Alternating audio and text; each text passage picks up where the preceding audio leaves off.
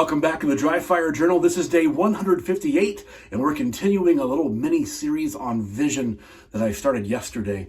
And today I want to give an analogy that may not work for everybody if you don't follow American football. But essentially in American football, there's a really important player called a fullback, and his job is to be big and burly and prepare a path for the running back to bust through the line. So he's trying to go just in front of. So the fullback is running and the halfback is running right behind. And I want you to think of it that way when we think about our eyes transitioning from target 1 to target 2. For the sake of this video, I'm going to have target 1 be right here. And I'm going to have, so you can see the end of the barrel block. And I'm going to have target 2 be right here.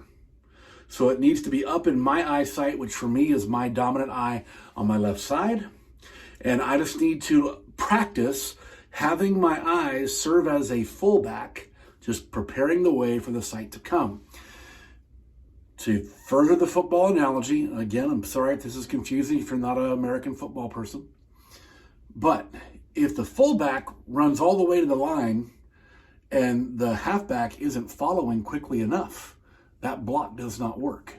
In the same way, if my eyes jump all the way to the target and then my gun moves, it doesn't work as cleanly either.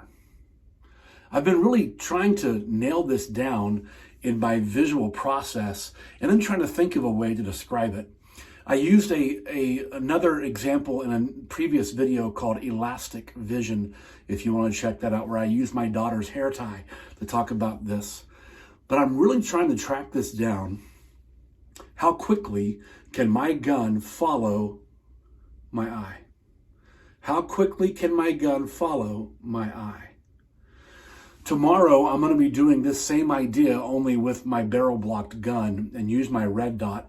And what I'm really going to be tracking down is, as my eyes are moving from target 1 to target 2, can my gun move fast enough that I am aware of my red dot?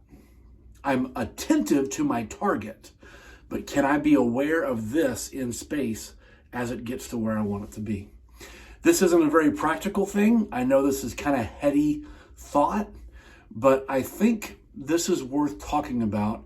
And for those of you that have really put in work into transition on targets, I'm really curious about your thoughts on this. So today's video is way more of a conversation piece than a practical drill, but I hope it causes you to pause and think for a minute about how quickly your gun can follow your eyes. Put some thought into it, and I'll see you tomorrow.